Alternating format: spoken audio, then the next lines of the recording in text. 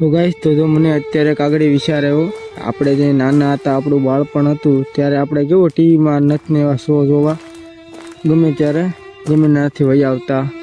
પછી છોટા ભીમ છે, બાલવીર છે, મોટું પતલું છે એ જોવા.